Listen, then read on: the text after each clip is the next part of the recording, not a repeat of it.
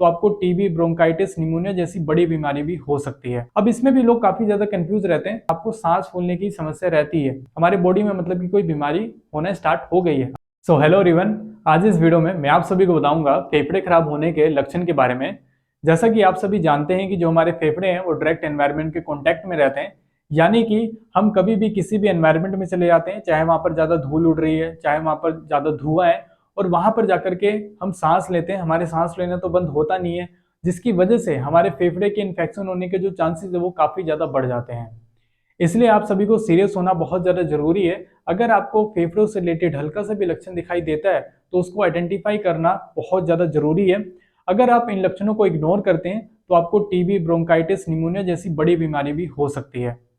इसलिए आज इस वीडियो में मैं आपको बताऊंगा फेफड़े खराब होने के लक्षण के बारे में, जिससे कि आप उन लक्षणों को आइडेंटिफाई करके अपने फेफड़ों की जो आपकी बीमारी है, जो होने वाली है, उससे आप बच सकते हैं। इसलिए आपको ये वीडियो पूरी देखनी है, आपको अच्छी तरीके से इन सारी चीजों को समझना है, ताकि आप अपने फेफड़ों की बीमारी से बच सके। तो उसमें जो सबसे पहला आपको लक्षण दिखाई देता है वो है चेस्ट पेन। अब चेस्ट पेन में यहाँ पर लोग काफी ज्यादा कंफ्यूज रहते हैं इसमें से भी, कि मुझे चेस्ट पेन तब होता है जब मैं सीढ़ियों पे चढ़ता हूँ, या फिर जब मैं चलता हूँ तब मुझे चेस्ट पेन होता है, या फिर कभी कभार मेरे एसिडिटी हो जाती है जिस वजह से मुझे चेस्ट पेन होता है। ठीक है, तो काफी सारे लोगों के मन में कंफ्यूजन रहता है।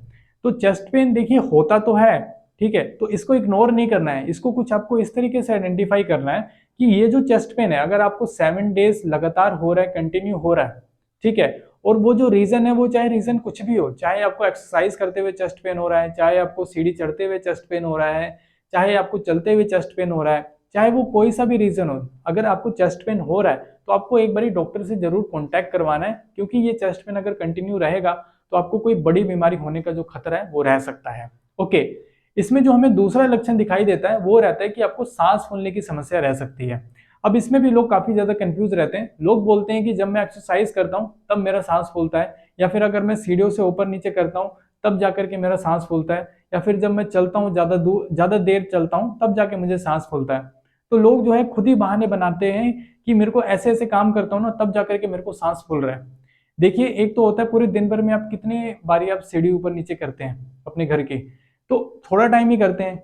अगर आप हल्की सा भी कर रहे हैं और उसमें ही सांस फूल रहा है, या फिर आप 1 किलोमीटर चले आपको सांस फूल रहा है, तो कहीं ना कहीं आपको फेफड़ों में दिक्कत है, जो आपको लक्षण के रूप में इंडिकेट कर रहा है आपकी बॉडी। ठीक है, तो उनको पहचानना बहुत ज्यादा जरूरी है, उनको आइडेंटिफाई करना बहुत ज्यादा जरूरी है।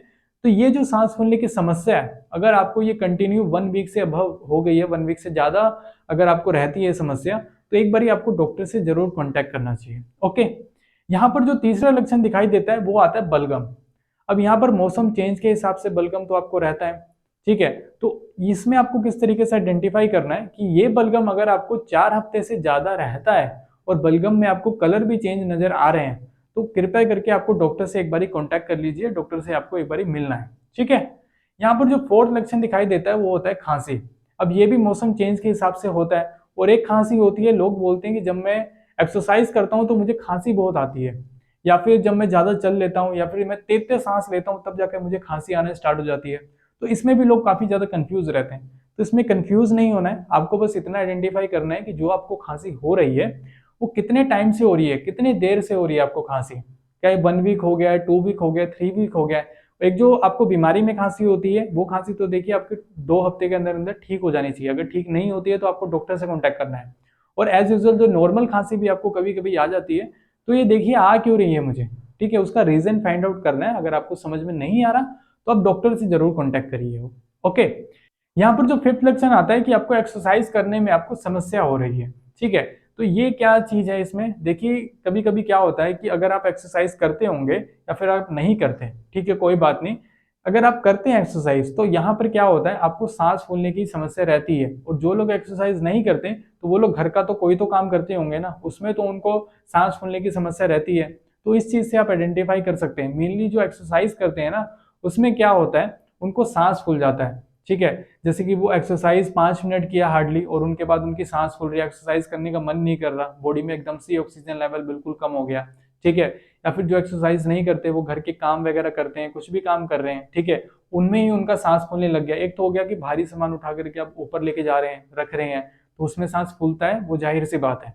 ठीक है, बट ऐसा कोई आप काम नहीं कर रहे डिफिकल्ट और उसमें आपको सांस फूल रहा है, एक्सरसाइज करना तो एक बॉडी के लिए अच्छी बात है और उसमें आपका सांस फूल रहा है, मतलब कि आपके फेफड़ों में कोई ना कोई दिक्कत है।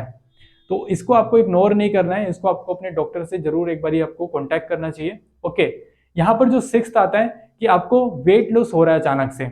अब वेट लॉस हो रहा है मतलब कि ये हम जब भी हमारे शरीर में वेट लॉस होता है तो हमारी बॉडी में ये एक बीमारी का लक्षण है।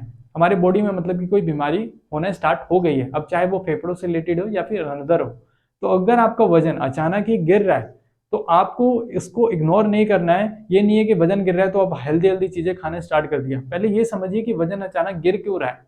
ठीक है, तो अगर आपको ये चीज आइडेंटिफाई होता है और अगर आपको कुछ समझ में नहीं आ रहा तो एक बार डॉक्टर से कॉन्टैक्ट आपको जरूर करना चाहिए। ओके, यहाँ पर जो सेवंथ आता है वो होता है कि अदर्स में जैसे कि कभी कभार क्या होता है कि हमें बहुत ज्यादा थकावट महसूस होती है, हमें नींद काफी ज्यादा आती है, या फिर हमें हार्ट बीट है, जो हमारी दिल की धड़कनें हैं वो इरेगुलर हो गई है, अनियमित हो गई है। ठीक है, इसमें आपको घबराहट जैसा वगैरह फील हो रहा है ऐसा कुछ, या फिर आपको अत्यधिक पसीना आ रहा है औरों को कंपैरेटिव आपको पसीना ज्यादा आ रहा है, या फिर आपको अन्य कोई लक्षण आपके बॉडी में ऐसा कुछ महसूस हो रहा है जो कि कहीं ना कहीं आपको किसी बीमारी के लक्षण हो सकते हैं। इसलिए इन चीजों को आपको इग्नोर नहीं कर रहे हैं। आपके बॉडी में कोई सी भी दिक्कत आती है और वो एक लंबे समय से चलती हुई आ रही है, महीना हो गया, 2 महीना हो गया और वो चीज ठीक नहीं हो रही है, तो आपको जरूर से जरूर डॉक्टर से कांटेक्ट करना चाहिए। ये कोई बड़ी बीमारी का लक्षण भी हो सकता है। ठीक है, तो मैं आप सभी से यही बोलूंगा कि आपको इन सारी चीजों को इग्नोर नहीं करना है। जो भी लक्षण मैंने आपको बताए, इन लक्षणों को पहचानिए, आइडेंटिफाई करिए और अपने डॉक्टर से कांटेक्ट करिए। सो वीडियो आपको कैसी लगी ये मुझे आप नीचे कमेंट सेक्शन में जरूर बताना, और अगर आपका कोई भी डाउट है जो आप मुझसे पूछना चाहते हैं तो आप मुझे नीचे कमेंट सेक्शन में पूछ सकते हैं।